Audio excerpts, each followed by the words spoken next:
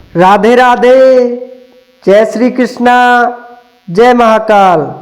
आप सभी प्यारे मित्रों का हमारे अपने YouTube चैनल पर बहुत बहुत स्वागत है।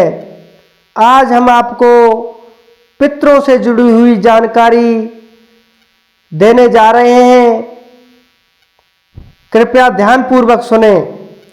29 सितंबर से पितृपक्ष शुरू हो चुका है और यह 16 दिन यानी 14 अक्टूबर तक चलेंगे। इन दिनों में मृत्यु लोक से पितृ धरती लोक पर अवतरित होंगे और अपने परिजनों को आशीर्वाद प्रदान करेंगे।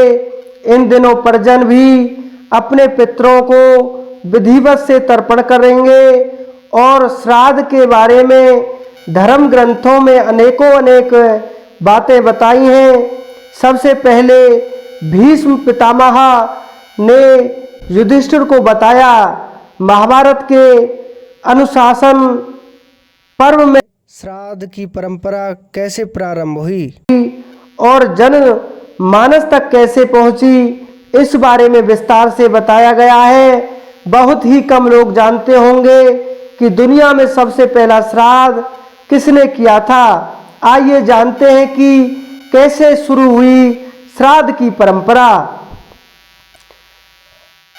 श्राद्ध का पहला उपदेश महाभारत अनुशासन पर्व के अनुसार सबसे पहला श्राद्ध का उपदेश अत्रि मुनि ने दिया था। इसके बाद सबसे पहले श्राद्ध महर्षि निमि ने किया था।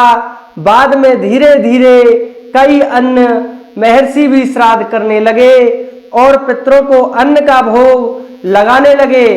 और जैसे ही श्राद्ध की परंपरा बढ़ती गई, देवता और पितृ धीरे धीरे पूर्ण रूप से तृप्त हो गए।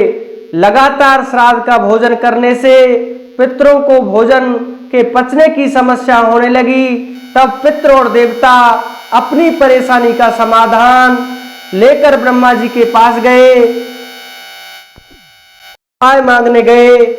तब ब्रह्मा जी ने देवता और पितरों की बातों को सुनकर कहा, आपकी समस्या का समाधान अग्निदेव कर देंगे।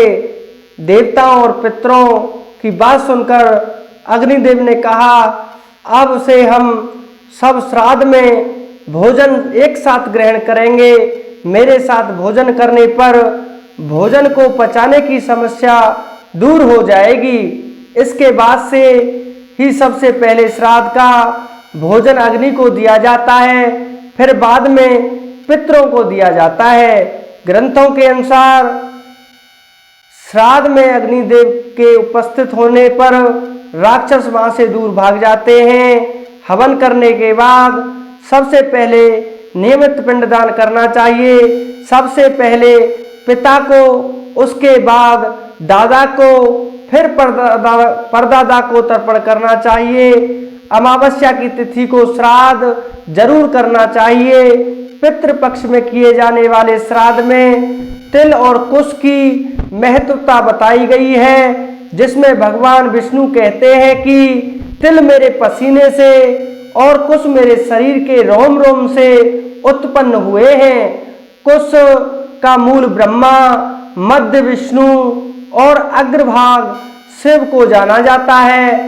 यह देवकुश में प्रतिष्ठित माने गए हैं। ब्राह्मण, मंत्र, कुश, अग्नि और तुलसी यह सब कभी बासी नहीं होते। इनका प्रयोग पूजन में बार बार किया जाता है। अगर आपको हमारी दी हुई जानकारी अच्छी लगी हो तो कृपया करके लाइक, शेयर, सब्सक्राइब अवश्य कर दें।